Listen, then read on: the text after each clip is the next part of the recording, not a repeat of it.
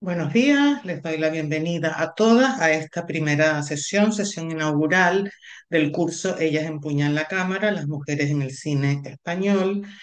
Que bueno, esto es una experiencia nueva para mí. Yo he dado cursos online, he presentado ponencias online, pero es la primera vez que me grabo sin un público, digamos, detrás de la pantalla. Así que a ver cómo resulta. Es una especie de experimento que tendrá continuación.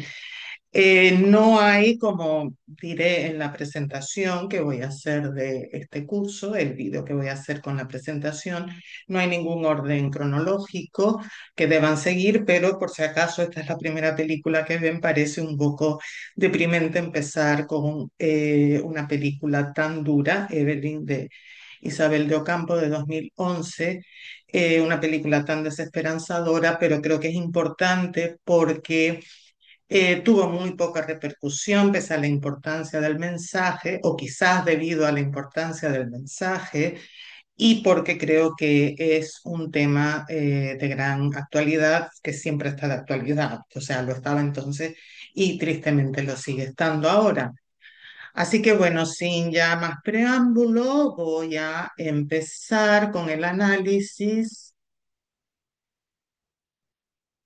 compartiendo el PowerPoint. Lo he titulado Migración, Prostitución y Trata, porque el proyecto de Evelyn es migrar para trabajar y ganarse la vida, no para ser atrapada en una red de prostitución. Siempre, a ver, que esto siempre al pasar a la segunda diapositiva es un problema. Vale, aquí está el cartel de la película del que hablaré más adelante y aquí vemos a la directora empuñando una cámara, como debe ser. Antes de hablar de la película en sí, quiero dar un poco de background, de antecedentes sobre la temática. Que es, bueno, trata y prostitución, lo he llamado. Yo realmente hago muy poca distinción entre prostitución y trata porque creo que la diferencia es una diferencia meramente cuantitativa y no cualitativa. Es decir, que las mujeres en situación de prostitución, pero no de trata, tampoco, también están atrapadas, ¿no? Es posible que tengan un poco más de libertad de movimientos, que puedan salir a la calle, incluso algunas puedan vivir en su casa y no en el puticlub de turno, pero están igualmente atrapadas en ese mundo del que es casi imposible llegar a salir. Y he puesto aquí algunos datos que son, por supuesto, aproximativos, porque sobre este tema no hay datos estables. Hablo aquí de, bueno, del tráfico de mujeres con fines de explotación sexual. Se considera el tercer negocio, por favor, con comillas, más lucrativo del mundo después del de armas y el de drogas.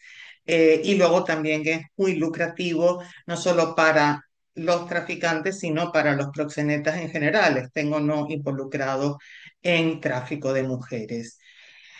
Son ellos, los proxenetas, traficantes o no, quienes están, digamos, quienes controlan el cotarro, pero realmente el factor, el actor o los actores fundamentales de esto son los puteros. O sea, si no hubiese puteros, no habría prostitución y no habría trata. O sea, que esto es lo que habría que eliminar.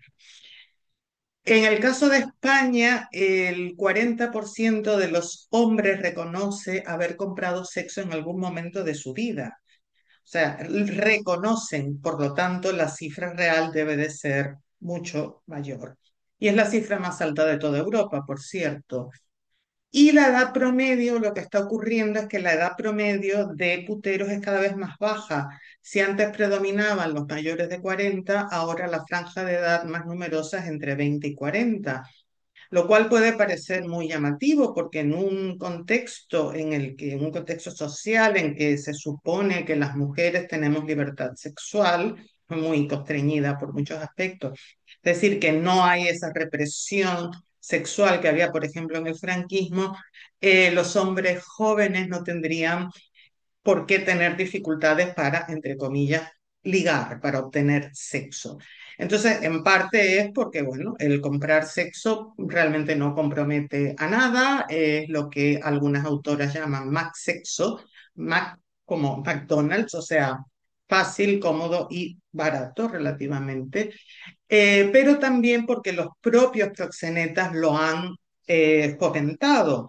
Y esto es algo de lo que hablaré un poco más adelante, o sea que desde finales de los 90, principios de los 2000, los proxenetas, como dice el proxeneta del que hablaré mucho en adelante, empezaron a atraer jóvenes a los puticlubs. De ahí que atraerlos, pero para fiestas, bueno, ya, lo cuento ya. Como normalmente los puticlubs están fuera de los cascos urbanos, no tienen horario de cierre, pueden estar abiertos toda la noche, y entonces lo que hacían los proxenetas, pues era pues hacer fiestas con bailarinas, promociones de dos bebidas por el precio de uno, facilitar despedidas de soltero, y con eso se aseguraban no solo de tener ese, digamos, dinerito que les entraba por las copas, etcétera, sino que de algunos de estos jóvenes que acudían a lo que ellos pensaban que era una fiesta, algunos se convirtieran luego en clientes. Es una palabra a la que hay que poner comillas. A muchas de estas palabras que voy a usar hay que ponerles comillas. No son clientes porque esto no es un servicio, como lo es, no sé, ser clienta de un restaurante o de una tienda de ropa. Pero bueno, que algunos luego empezaran a frecuentar el puticlub. En cuanto a las mujeres prostituidas, tampoco hay cifras fiables. El número estimado oscila entre 30 y 300.000, que es un rango muy, muy amplio, pero en mi opinión, obviamente no informada o no documentada, yo diría que se acerca más a las 300 que a las 30.000. Si pensamos que según el mismo proxeneta del que volveré a hablar, hay macroburdeles, sobre todo en la zona centro y este de la península, en que hay hasta 100 chicas, 100 mujeres prostituidas, teniendo en cuenta el enorme número de macroburdeles que hay repartidos por toda la geografía, podemos ir multiplicando y calcular la cifra que es mucho más alta, porque luego están los burdeles más pequeños, los pequeños puticlubs de pueblo, por así decir, están las mujeres prostituidas que ejercen, tampoco esa palabra me gusta porque esto no es un trabajo, no es un oficio ni puede serlo nunca, que están en pisos, y luego están las de la calle, ¿no? Entonces la cifra, bueno, imposible de estimar.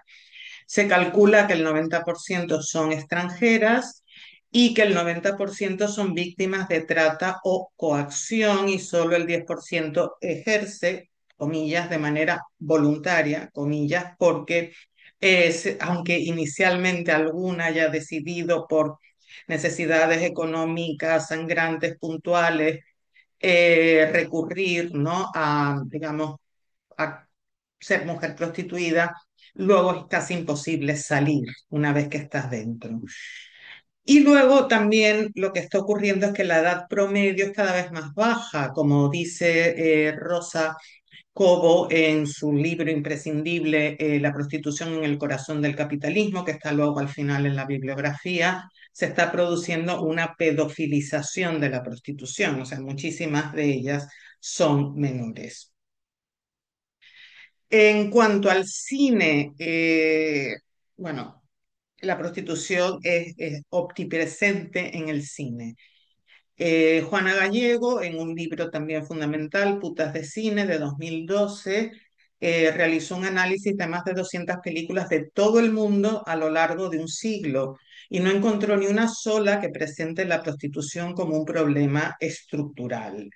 Normalmente, aunque hay algunas donde sí las chicas prostituidas aparecen como víctimas, ¿no? Son niñas pobres o huérfanas que, bueno, a menudo acaban muriendo al final de la película.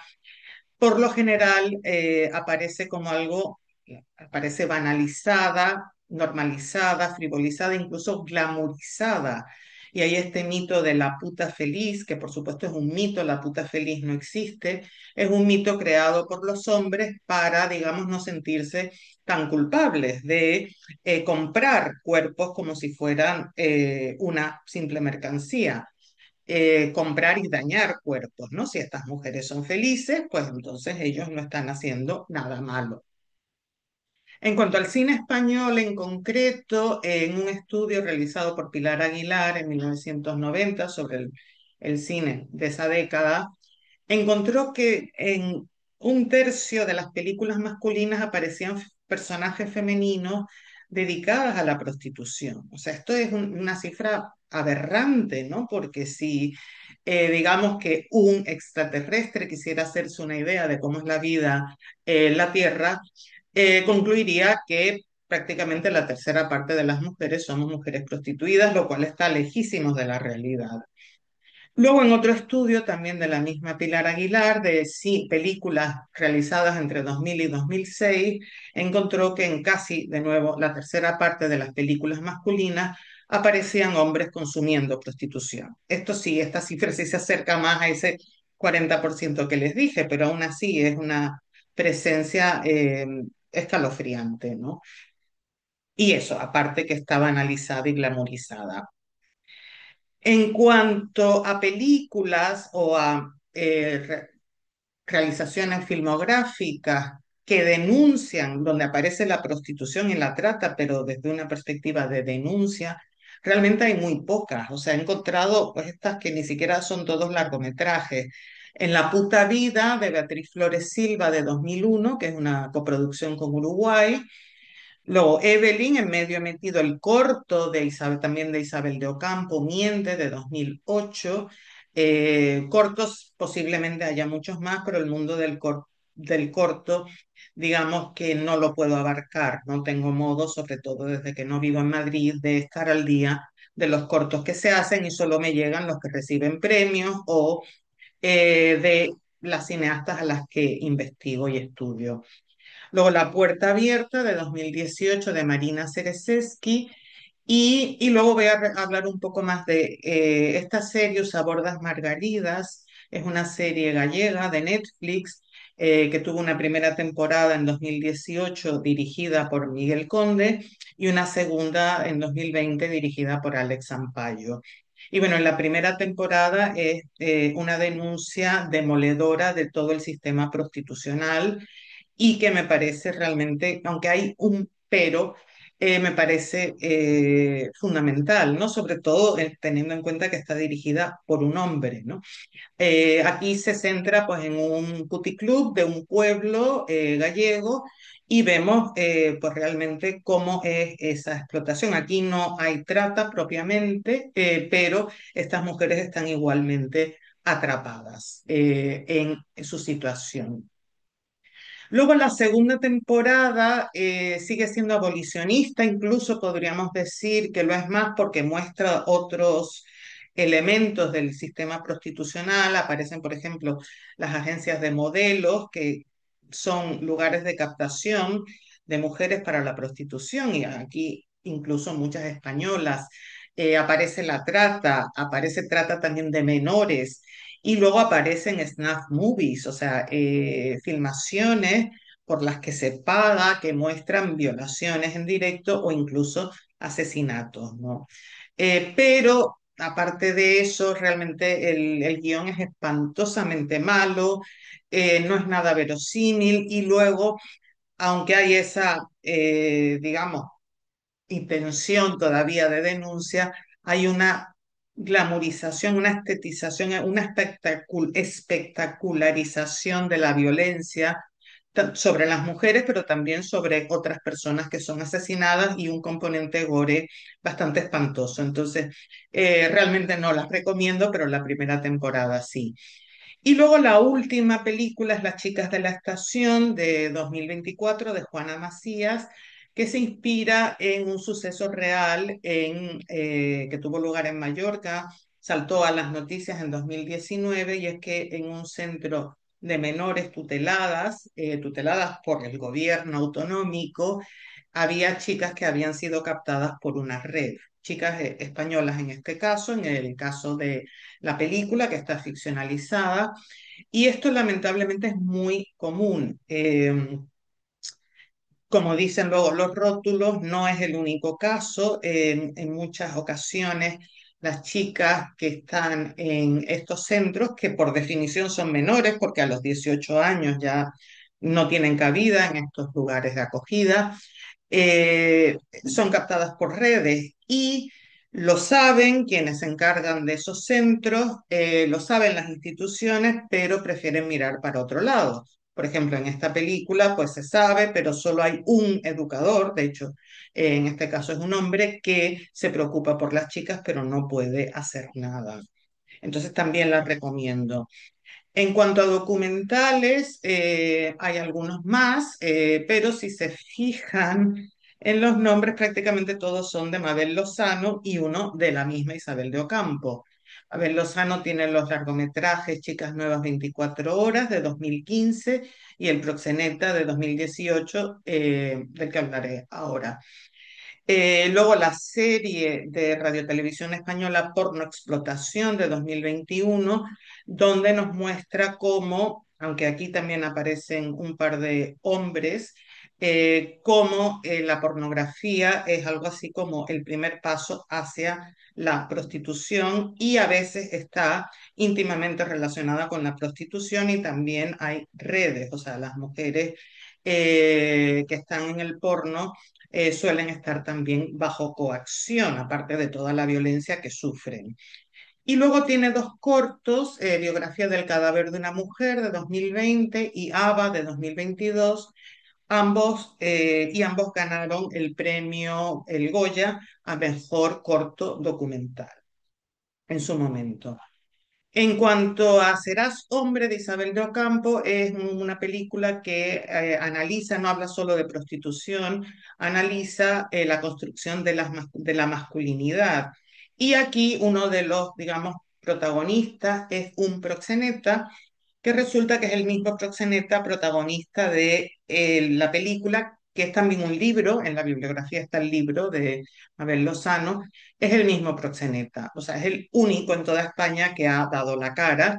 En principio es un proxeneta arrepentido, de hecho ha estado en la cárcel cumpliendo 3 años por trata y él mismo reconoce que la sentencia fue muy, muy leve. Y es importante escucharlo, o sea, y creo que puede tener incluso más impacto, aunque sea bastante repugnante lo que nos cuenta, de cara sobre todo a los puteros, que una película como Evelyn o como Las chicas de la estación, porque las otras, pues siempre se puede decir, bueno, los puteros me refiero, no las mujeres, ¿no? Que también necesitamos ser concienciadas, pero los puteros pueden decir, ah, esto es un caso aislado, bla, bla, bla. Este hombre cuenta las cosas tal cual son.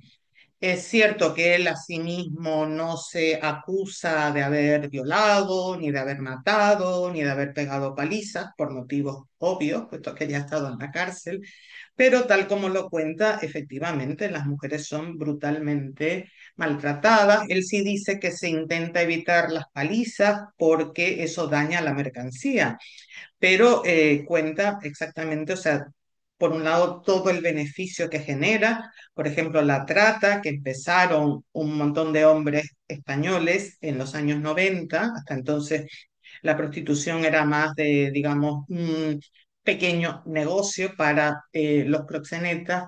Desde que empezó la trata, pues, por ejemplo, traer a una mujer desde Colombia, él habla sobre todo de Colombia, que es donde suele ir a captar mujeres, o solía, bueno, no está claro que esté del todo arrepentido porque a menudo habla de nosotros, ¿no? Sigue hablando en primera persona del plural, pero bueno, les cuesta 1.000 euros y cuando llegan a España ya estas chicas tienen una deuda de 6.000 euros que nunca van a poder pagar porque esa deuda va a seguir incrementándose con la estancia, porque una cosa que ocurre con la prostitución en España es que es alegal. El proxenetismo es ilegal y está penado por ley, pero la prostitución no. Entonces, el modo de que no sea proxenetismo es que en los puticlubs las chicas pagan por la estancia, pagan por su habitación, eh, y lo que hagan en la habitación es asunto suyo. O sea, realmente el dinero que obtienen, digamos, del ejercicio de la prostitución, de dejarse violar, digamos, por una serie de puteros, muchos cada noche, no se lo dan a los proxenetas porque sería proxenetismo, pero sí las sangran por otro lado, con el alquiler de la habitación, que puede ser hasta de 70 euros diarios. Luego con todo, en los puticlubs, sobre todo de carretera, tienen que comprar todo en el economato, donde todo es muchísimo más caro que si pudieran ir al supermercado de la esquina. Luego las drogan, consumen drogas, y normalmente las inician ellos y algunas acaban enganchándose. Vemos como a Evelyn le dan drogas sin su consentimiento. Entonces, claro, digamos, los beneficios son salvajes, son astronómicos. De ahí que sea tan lucrativo, porque realmente, como de hecho se ve en Evelyn, hay un momento donde habla él con un empresario valenciano que tiene cultivos de naranjas. Y él dice, "Buah, que esto es mucho más difícil, claro, cultivar naranjas porque tienes que esperar que crezcan los árboles, que den fruto, que tal y que cual, ¿no? En cambio aquí esta mercancía es constantemente intercambiable y renovable. Y luego nos cuenta más cosas y no quiero extenderme mucho, darle tanto protagonismo, pero es lo que está por detrás, lo que está oculto, de lo que nunca se habla, es de que estas mujeres tienen una vida útil de 3 años. O sea, el primer año todavía se someten con cierta actitud positiva porque tienen la esperanza o la ilusión de poder saldar la deuda. Ya el segundo año se han dado cuenta de que eso no va a ser posible y están cada vez peor, y ya el tercer año están hechas un guiñapo por todo lo que sufren sencillamente, y luego porque muchas acaban volviéndose toxicómanas porque, como he dicho, se lo fomentan y a veces es el único modo de poder tolerar esa vida tan brutal. Y entonces luego las venden a otros puticlubs de menor categoría, por así decir. Y otra cosa, y con esto ya dejo de hablar de este hombre, eh, que nos dice es que en España quienes controlan el negocio son españoles. O sea, son mafias españoles, son los mismos desde hace 30 años.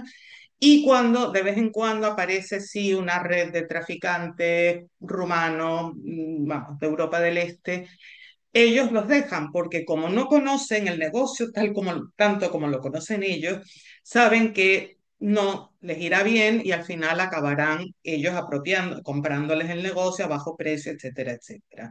Obviamente en estas redes las captadoras en el país de origen sí son del país de origen, porque obviamente digo captadoras porque suelen ser mujeres las que, como en el caso de Evelyn, van a captar a las mujeres normalmente, por supuesto, engañada.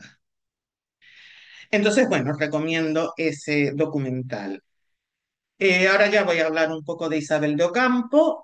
Nació en Salamanca en 1970, o sea que ella viene a ser ya del final de la generación, lo que yo llamo generación CIMA, de la Asociación de Mujeres Cineastas y de Medios Audiovisuales, que empezaron normalmente a producir largometrajes a finales de los 90, principios de los 2000, habiendo nacido en los años 60.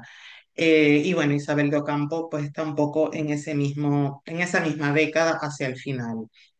Estudió comunicación audiovisual en la Complutense de Madrid y luego dirección en la ECAM, la Escuela de Cine de la Comunidad de Madrid, y ha hecho muchísimos trabajos en el mundo del cine antes de poder dirigir su primer largo. También fue presidenta de CIMA entre 2010 y 2012 y luego fue socia fundadora y presidenta de la EWA, EWA, la European Women's Audiovisual Network, que viene a ser como, ¿no? El equivalente de CIMA a nivel europeo. Y trabajó pues, en el medio del cine. Tiene cortos desde finales de los 90, no los voy a mencionar todos porque, bueno, En la línea azul es un mediometraje, Y sí, señalar Miente, que ganó el Goya a mejor corto de ficción en el año 2009. Y ahora hablaré mm, sobre él en comparación con Evelyn. Y luego su primer largometraje y único, bueno, de ficción hasta la fecha, que es Evelyn. Como ven, empezó a dirigir muy tardíamente y esto es algo que es bastante común entre las mujeres cineastas, como tienen mayores dificultades de financiación, normalmente tardan más en poder realizar su primera película. Lo cual al mismo tiempo tiene un lado positivo y es que sus óperas primas suelen ser mejores que sus equivalentes masculinos porque para cuando logran rodar su primer largometraje ya tienen mucho rodaje, valga la redundancia, porque han trabajado en publicidad, han hecho cortos, han sido ayudantes de dirección, han sido script, entonces tienen ya mucha experiencia. Y luego tiene dos documentales, largometrajes, Serás hombre, del que ya hablé, y Piratas y Libélulas, anterior, de 2013, que es también muy interesante. En este caso, se desarrolla en las 3.000 viviendas, que es uno de los barrios más depauperados de España, ¿no? En Sevilla, y nos muestra pues un grupo de teatro que crea una profesora de literatura en un instituto, donde a través de la preparación y la puesta en escena de una versión de Romeo y Julieta, en la que en lugar de Montescos y Capuletos hay población gitana, población paya, permite que estas chicas y chicos que tienen pues muy bajos niveles de lectura, ayuda a que mejoren su nivel de lectura, les ayuda a expresarse en público y también a reflexionar sobre distintos temas como la venganza, por ejemplo, como la violencia, y realmente merece la pena verse, ¿no? En cuanto a, decía que iba a Evelyn, por cierto, tuvo una nominación al Goya a Mejor Dirección Nobel, que esto es el único ámbito en el que las mujeres fuera de, bueno, pues vestuario, maquillaje y peluquería, están cerca, no voy a decir de la paridad, pero sí han tenido premios y nominaciones que son bastante comparables a su participación en cine. Y es por lo que decía, ¿no? De que sus óperas primas suelen ser mejores.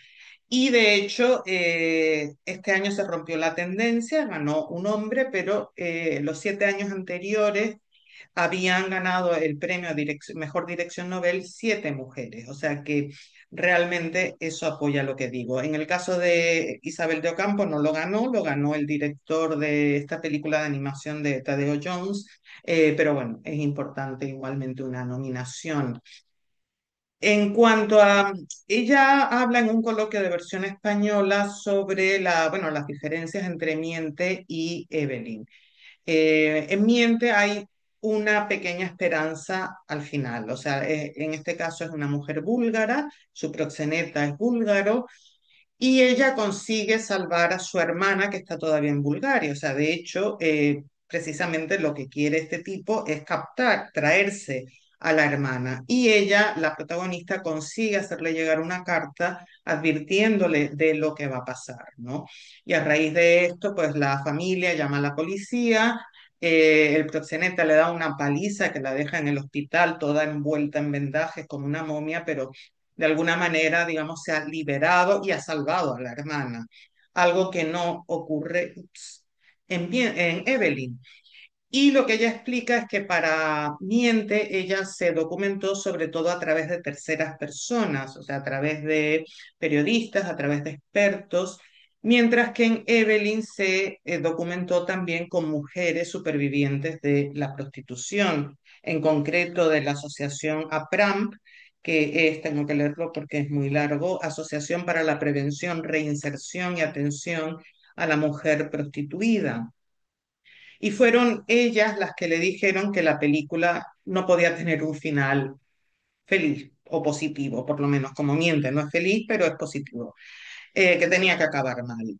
Y también fueron ellas las que le dijeron que la violación, la primera violación que sufre, luego hablaré del tema de la violación y lo que representa, Evelyn, ella, la idea de Isabel de Ocampo era ponerlo hacia el final, o sea, después de que intentan moldearla, intentan que se someta después de pegarle, de encerrarla, de dejarla sin comida y sin agua. Al final la violan. Y las mujeres de Apram le dijeron que, no, o sea, que esto es lo primero que hacen para ya romper a las mujeres de entrada, ¿no? También Evelyn es un poco, bueno, inverosímil, ¿no? Pero se desarrolla, o sea, ella se resiste durante casi 2 semanas, cuando realmente, como le dicen estas mujeres, ese proceso normalmente se culmina en 3 o 4 días, ¿no? Aquí simplemente, pues para darle un poco más de tensión a la película, pasa más tiempo. Pero que eso, que ellas, las mujeres de Apram, decían, nosotras somos excepciones, o sea, realmente Evelyn no puede escapar, no va a poder escapar al final y no puede escapar al final, por eso decía que es una película tan dura. El prólogo es muy significativo y esto es algo de lo que solo nos damos cuenta en un segundo visionado. O sea, las películas hay que verlas muchas veces para realmente captar todo, pero por lo menos hasta el segundo visionado no se entiende. Vemos a Evelyn, me ha sido imposible sacar fotogramas solo he sacado dos, vemos unas manos, no sabemos todavía qué es Evelyn, amasando pan, es como muy idílico porque es un amanecer, oímos a un gallo cantando, hay una serie de claroscuros y la vemos como prepara pan, porque su madre, bueno, ella y su madre regentan una pequeña panadería. Y vemos pues eso, cómo amasa el pan, cómo moldea la masa, a veces la estira casi hasta el punto de ruptura, y luego también le da golpes con un palo. Me fue imposible sacar un fotograma donde se viera el palo golpeando la masa, que es un poco el proceso que sufre ella, aunque ella los palos los recibe al principio, pero es un poco ese proceso de intentar someterla con diversas estrategias, ¿no? A veces de una manera aparentemente cariñosa, pero luego ya con palos, etcétera. Y al final lo que tenemos es esto, no tenemos una hogaza de pan bonito, crujiente, hecho, sino esta masa informe que es como va a acabar Evelyn. Porque Evelyn, después de sufrir todo esto que sufre, ella se resiste con uñas y dientes, la violan 2 veces. Y quería hablar de violación porque para mí la prostitución es siempre violación. El acto que comete el putero es siempre una violación. Eh, pero ahora que se habla tanto de consentimiento, digamos que en casos de mujeres prostituidas que han, digamos, aceptado, se han resignado a su situación, hay un consentimiento, aunque sea viciado, es un consentimiento viciado. Pero en el caso de Evelyn no hay ni siquiera ese consentimiento viciado. La primera vez la violan bajo los efectos de las drogas, que ocurre el primer día que llega, y luego posteriormente la vuelve a violar, simplemente ya está en la habitación y entra un putero y la empieza a violar. O sea que no hay ni siquiera ese consentimiento. Entonces, después de esto, o sea, como dije, le dan palizas, la dejan sin comida. Ha sido su prima Margarita quien la ha convencido para venir porque la han amenazado. Esto lo descubrirá Evelyn hacia el final, que la amenazaron, él y la proxeneta, que son también españoles. Como digo, esto es lo que representa en este mundillo, que suelen ser españoles, porque también hay mujeres proxenetas.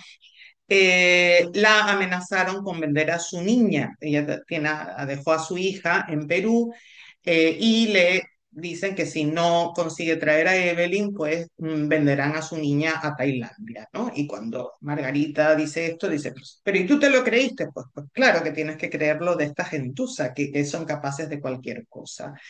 Entonces también oye cómo maltratan, cómo le dan palizas a Margarita porque intenta Margarita hacerse cargo de la deuda de Evelyn cuando se da cuenta de que su prima no, es que no va a ser capaz de someterse a esto. Y al final Evelyn se somete. ¿Por qué? Porque se da cuenta de que su familia está en peligro. O sea, en algún momento ella, pues ya después de todo esto, le vuelven a dar drogas, sí, obviamente sin su consentimiento, y en un ataque de rabia rompe todo en la habitación. Y entonces ahí llega, es como una especie de clímax, y entonces llega la proxeneta con un teléfono donde está llamándola a su madre desde Perú. Y su madre le da las gracias por el dinerito que ha mandado, por la bicicleta que ha mandado, le pregunta cómo está y Evelyn entonces, mientras le caen unos lagrimones tremendos por la cara, deja que la proxeneta la vaya vistiendo para ir al salón por primera vez. Pero esta primera vez que van al salón, viene, hay casualmente, o no sé si tan casualmente, una redada de la policía. Digo no tan casualmente porque ella tiene un móvil que se comunica con la esposa del violador, el segundo violador, al segundo violador ella le corta la cara, rompe un vaso y le corta la cara y se queda con su móvil y habla con la esposa. Y la esposa eh, es un poco escéptica y en algún momento pues parece que la quiere ayudar, se llama Gloria. En la última conversación le dice que ella no quiere meterse en líos porque su marido, pobrecito, que es comercial y tiene que llevar a sus clientes a este tipo de lugares, pero Evelyn corta la comunicación y tira el móvil cabreadísima, con toda lógica. Pero es posible que si esta mujer finalmente haya denunciado, porque si no es mucha casualidad, ¿no? Que justo ese primer día aparezca la policía. Y a mí me parece un logro, además, que no se vea el salón, sino en una breve escena al final, o sea, cuando ya va a llegar la policía, porque no vemos esa... Es imposible cuando se hace una película sobre prostitución no sexualizar el cuerpo femenino, porque precisamente para eso están, ¿no? Aunque yo aquí más que cuerpos sexualizados, yo veo cuerpos sexicutres, la ropa es sexicutre, o sea, ninguna mujer que no esté en estas condiciones de sometimiento se pondría ese tipo de vestimenta. Y es llamativo porque de lo poco que vemos de ese salón al que entra de la mano de Margarita, es a un grupo de chicos jóvenes vestidos con unas camisetas de, parece un equipo de fútbol o de algún deporte, jaleando a una bailarina, que es como si la estuviesen jaleando a Evelyn, que por fin ha accedido, con muchas comillas, porque no es por voluntad propia, a ir al salón. Y entonces cuando llega la policía y las van a esconder en un sótano a todas las mujeres que están allí, la proxeneta le entrega estos documentos, que es una foto de la captadora con su hermanito y la bicicleta que supuestamente le regaló. Evidentemente Evelyn ni ha mandado dinero ni ha mandado una bicicleta. Una carta del hermanito donde le da las gracias, que la oímos en off en este clip final, que es muy breve, es un clip de 1 minuto y poco. Y luego el contrato que firmó la madre eh, poniendo como aval su casucha y sus terrenitos para pagar la deuda de Evelyn. Entonces, esto le recuerda a Evelyn que ella no es libre, o sea, que ella no se puede ir porque su familia está vigilada, su madre puede perder lo poco que tiene. eh, y bueno, y estos papeles están sobre la mesa de un inspector de la UCRIF, que es quien lleva a cabo esta redada. La UCRIF, de nuevo, tengo que leer la sigla, Unidad contra la trata contra la, bueno, no, ni entiendo mi letra siquiera. Las redes de inmigración y falsedades documentales. Bueno, el tipo realmente tiene cero empatía. De entrada es un hombre y creo que en estos casos sería mucho más útil o mucho más eficaz que fuese una mujer quien entrevistase a las mujeres que han traído a la comisaría, que han encontrado en situación de trata. El tipo, pues eso, como si estuviera, no sé, vendiéndole verduras en una tienda, ¿no? Cero empatía, cero cariño, por decir así. Le dice que la puede poner en contacto con una ONG que ayuda a mujeres como ella. Y claro, es como, bueno, una ONG, pues sí, me parece genial que haya ONG que hagan esto, pero de esto tendría que ocuparse el Estado. O sea, estas mujeres son víctimas de un tráfico, son víctimas de un delito brutal. pero solo le dice eso y luego le pregunta cómo se llama y aquí entra la importancia del título y del nombre. O sea, hay infinidad de películas cuyo título es un nombre propio, normalmente de mujer. Evelyn, aquí es importante porque ella en cuanto llega le cambian el nombre a Jasmine. Y ella se pasa toda la película diciendo, me llamo Evelyn, yo me llamo Evelyn, no soy Jasmine, me llamo Evelyn.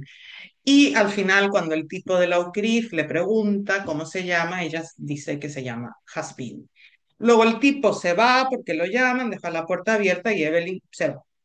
Y vuelve al puticlub. Y la vemos salir de un coche, es todo muy rápido, la vemos subiendo estas escaleras. Vean que todo está enrejadísimo, no le vemos la cara y aquí es cuando abre la puerta Margarita, ella está de espaldas, lo cual siempre da una, cuando la vemos esperando ante la puerta, da una impresión de indefensión. Margarita le abre la puerta y se abrazan, pero no vemos la cara de ninguna de las dos porque no tienen ya identidad, o sea, aparte son intercambiables, ¿no? O sea, son Evelyn y Margarita o Jazmín y no recuerdo cuál es el nombre que le han dado a Margarita, no tienen, son intercambiables, o sea, cualquier día llegan otras como ella. Y luego vemos cómo se va cerrando la puerta, de nuevo, entre todas estas rejas, con la llave por fuera, no se capta muy bien en el fotograma. Deben ver el clip, los dos clips de esta película que están como indiqué en la presentación en los comentarios, ¿no? En la descripción del vídeo. La puerta se cierra sola, ya no hace falta que encierren a Evelyn porque ella ya ha asumido, ya se ha resignado a su situación. Y luego termina el último fotograma, es esta visión del puticlub que está en una carretera. De hecho, toda la película, desde que Evelyn llega a España, en el minuto 15 aproximadamente, todo transcurre en interiores. O sea, es una película muy claustrofóbica y esto también nos indica que no hay salida.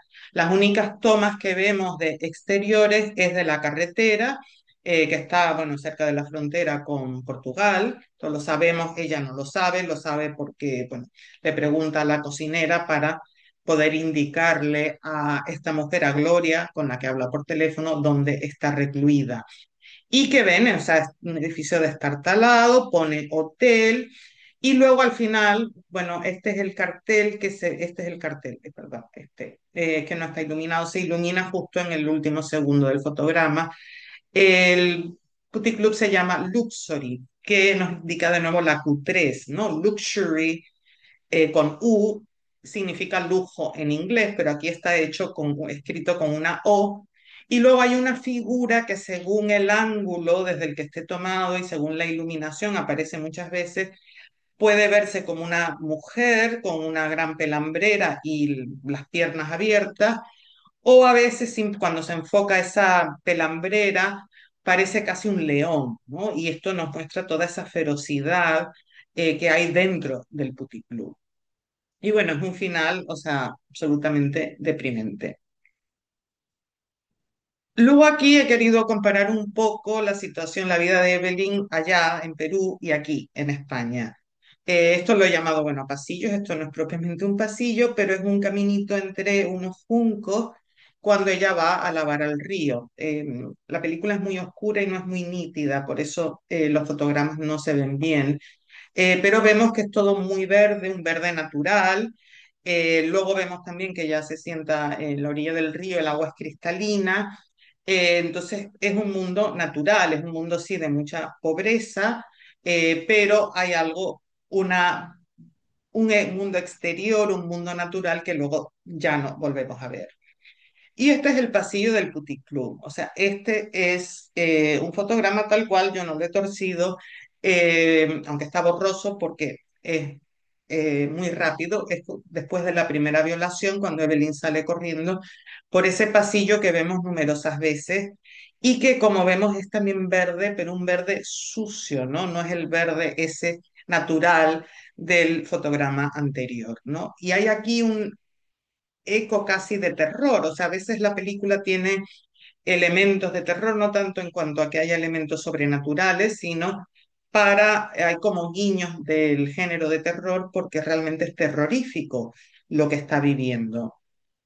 Y luego a mí me ha llamado mucho la atención esto de lo que se llamado manteles. Aquí vemos a Evelyn con su mamá y con su abuelita en casa con un mantel de hule, un mantel normal y corriente, pero un mantel, digamos, bueno, de pobres. No sé si son de pobres, pero bueno, cuando viene la captadora a hablar con ellas, la madre de Evelyn saca un mantel, digamos, más de visitas, ¿no? Un mantel de encaje. A mí lo que me llama la atención es que este mantel luego cuando llega al Putty Club, esta es prácticamente la primera secuencia dentro del Putty Club, cuando todavía no sabe que está atrapada en una red de prostitución, de explotación sexual. La vemos en el comedor, donde comen todas las chicas, y vemos un mantel también muy parecido, o sea que en ese sentido su situación no ha cambiado. En otros sentidos está peor, ¿no? Y luego he puesto aquí lo del baño. O sea, Evelyn vive en una casita muy pobre, donde no hay un baño, no hay agua corriente, tiene que bañarse fuera, en otras dependencias, pero aquí la vemos bañándose, algo que a mí me parece horrible. Yo no sería capaz, creo, sobre todo porque sería agua fría, pero vemos que hay como un momento ahí como de satisfacción, ¿no? Tal vez hay un poco de romantización de la pobreza, pero en contraste con lo que vamos a ver ahora es comprensible, ¿no? Vemos un agua limpia, vemos a Evelyn, que es una mujer, una chica muy vital, ¿no? Muy alegre pese a todas sus circunstancias, a que está pluriempleada, tiene que ocuparse de sus hermanitos, de su madre, etcétera. Vemos aquí una cortina muy colorida y bueno, este baño que para ella era incómodo. De hecho, cuando llega a su habitación del puticlub, lo primero que mira abre el grifo del lavabo y está como, bueno, alucinando, ¿no? Porque por fin tiene agua corriente. Pero esto es lo que luego representa el baño. Esto es después de esa primera violación, cuando llega, después que ha hecho esa carrera por el pasillo.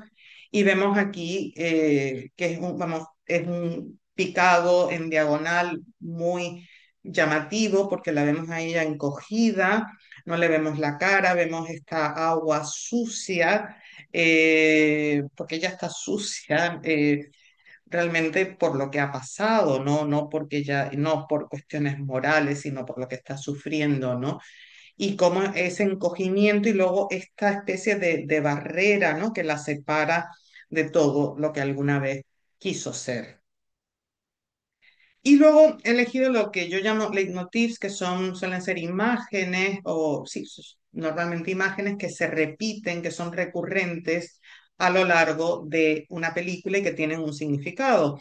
Y aquí, bueno, uno de ellos es el agua, ya mostré el baño, la mostré bañándose, hay también el agua del río, hay el agua que le trae su prima Margarita cuando la tienen encerrada sin poder comer ni beber. Pero el otro es el pan. Ya este es más o menos la misma fotograma que puse antes de el prólogo. Luego aquí vemos, ¿no?, el letrero de la panadería que regentan, sin, por cierto, sin la tilde en la I. Aquí la vemos en la cocina del puticlub. La primera vez que ella intenta escapar, pasa por la cocina y ve un montón de barritas de pan ahí y coge dos y las huele, ¿no? Como que le trae recuerdos, ¿no? De esa otra vida que dejó, que ella no quería dejar. De hecho, ella no quería emigrar, pero su madre sí. Su madre llegó a hacerle chantaje emocional y al final ella cedió. Eh, pero vemos, claro, este es un lugar también siniestro, ya no es tan siniestro como el pasillo, pero estas luces, todo esto de aluminio, esta luz, y luego esta es la puerta que la separa del exterior, que también está enrejada, y es por la que quiere escapar, pero justo en ese momento llega, por cierto, la policía local, que le devuelve a Ricardo, el proxeneta que regenta esto, a Elizabeth, la compañera de Evelyn, que se había escapado.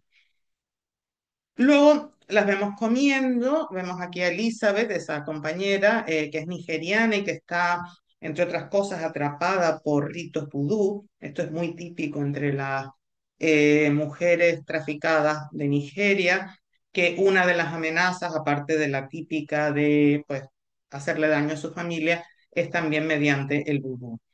Y bueno, ella pues perdió, su niña se murió en el trayecto cruzando el desierto para llegar a Marruecos y luego cruzar a España.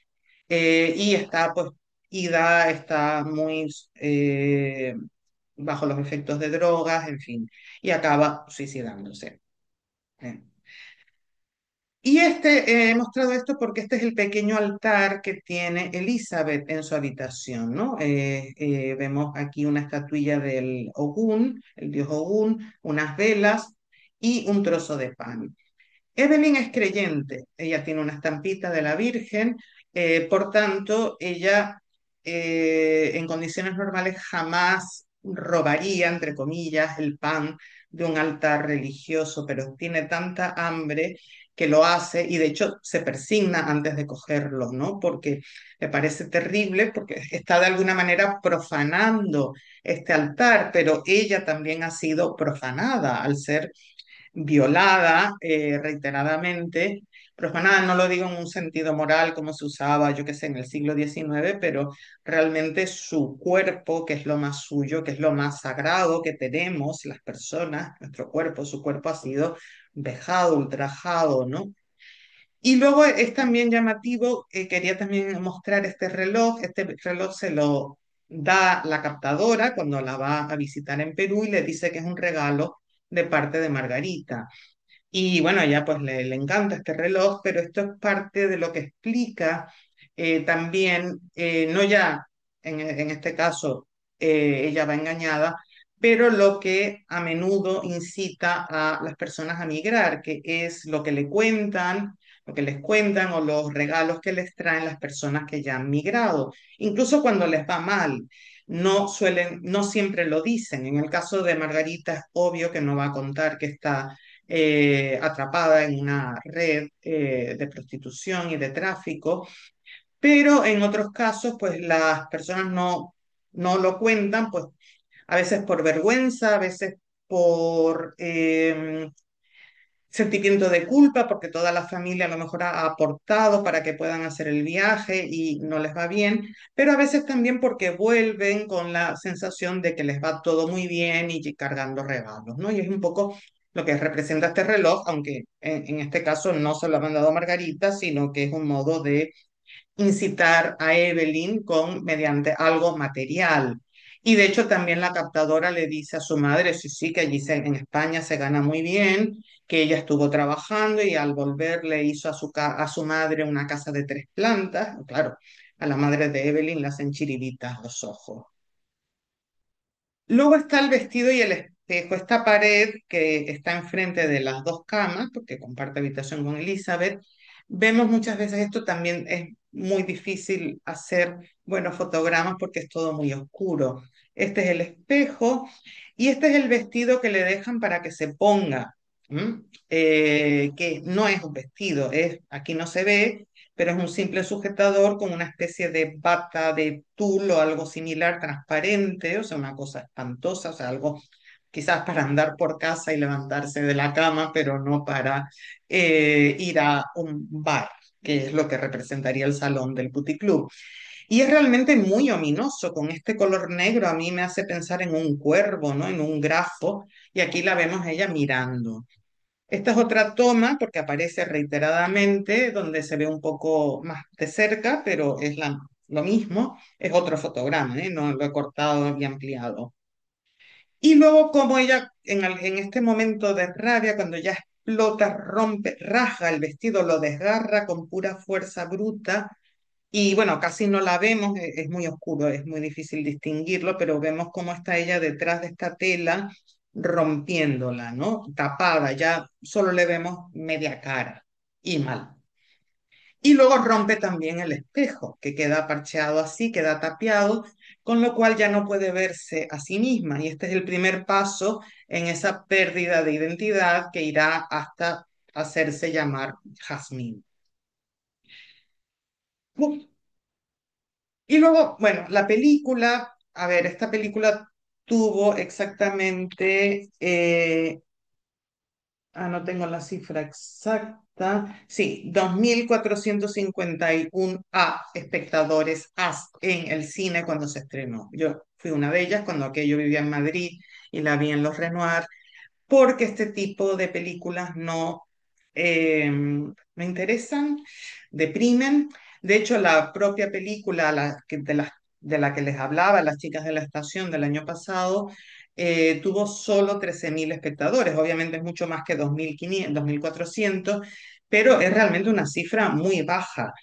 Y en una presentación de la película en la Academia de Cine, alguien le pregunta a Juana Macías si cree que tuvo tan poca distribución, ¿no? Por la temática, así que la temática es que la gente no quiere oír hablar de esto, ¿no? Ni los hombres, por supuesto que no, pero muchas mujeres tampoco. Y bueno, ella no lo dice tan claramente, dice que bueno, que hay muchos factores que intervienen en la distribución, pero da a entender que posiblemente haya influido ese factor, ¿no? Y aquí muestro el cartel porque yo creo que el cartel no le hace, creo que el cartel es problemático en cierto modo. A veces yo no sé exactamente quién decide los carteles ni hasta qué punto las productoras, distribuidoras pueden imponer su criterio a las cineastas. Vemos aquí, sí, un código de barras que sí me parece un acierto porque nos muestra que estas mujeres funcionan como pura mercancía. Luego vemos este color verde sucio que es el que domina, ¿no? En ese pasillo horrible y en las paredes. Pero a mí me perturba este cuerpo aquí. O sea, algo que es muy típico del cine masculino, de lo que se llama el male gaze, la mirada masculina, es que los cuerpos femeninos aparecen a menudo, no sé si solo siempre sexualizados en cualquier circunstancia, ¿no? Ya aunque estén en mitad de un terremoto, recién salidas de un accidente de coche, las mujeres siempre están sexualizadas, sino que también a menudo están fragmentadas. O sea, no las vemos como cuerpos enteros, no vemos la cara, que es lo que da entidad e identidad a las personas, sino trozos del cuerpo que por supuesto son, digamos, las zonas eróticas, ¿no? El pecho, pubis y trasero. Y aquí precisamente además se nos va a la vista a este triángulo del pubis. Entonces a mí que esté fragmentada puede ser en una interpretación positiva que es así. Esto es lo que perciben los hombres que van, los puteros que van a un puticlub como es donde está Evelyn. Un trozo de cuerpo a la que se puede penetrar, violar básicamente, con total impunidad.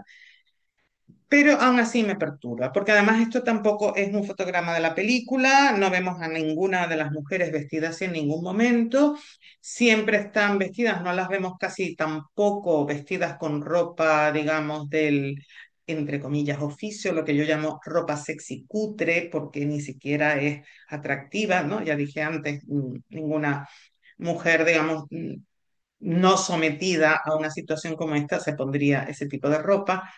Y luego cuando no están en el salón, las vemos pues con ropa como de andar por casa o con chándal o con camiseta. Pero aquí vemos más lo que sería una ropa sexy normal, ¿no? Una camiseta de manga corta, obviamente no es atuendo de puticlub, y una falda vaquera corta, que de hecho, bueno, parece un poco incómoda para estar tirada en un sofá. Entonces a mí me perturba la distribución, o sea, con este cartel. Y luego también otro, digamos, daño a la película ha sido la interpretación. Y bueno, a mí no me gusta hablar mal de mis colegas, pero creo que en este caso es importante. Los dos únicos artículos que hay, aparte de uno mío, que está en la bibliografía, interpretan el final como una situación de empoderamiento.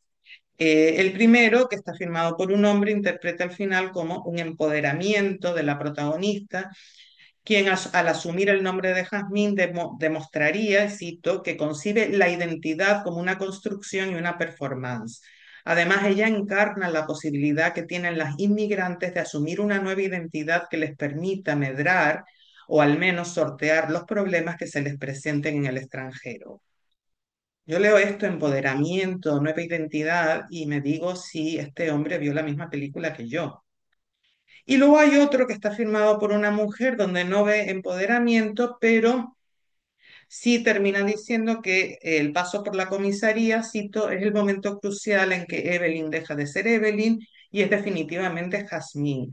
una prostituta que quiere a su proxeneta y va a regresar al prostíbulo para regresar a su actual vida. Este proceso de cambio que ha sufrido Evelyn y que sufren estas mujeres es conocido como síndrome de Estocolmo.